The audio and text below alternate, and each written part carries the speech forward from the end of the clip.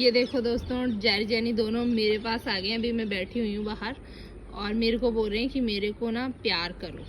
देखो किस तरीके से कर रहे हैं जैरी, ये देखो, ये देख सकते हो आप। बिल्कुल ना इतने ज़्यादा नटखट हैं, मस्तियाँ भी करते हैं, बहुत ही ज़्यादा वो हैं। ये देखो अब चले गए, पता चल गया, और वो तो चली गई। और ये देखो ले लिया कुछ अपने लिए कैल्शियम खाने के लिए, खा रही है उसको मज़े से।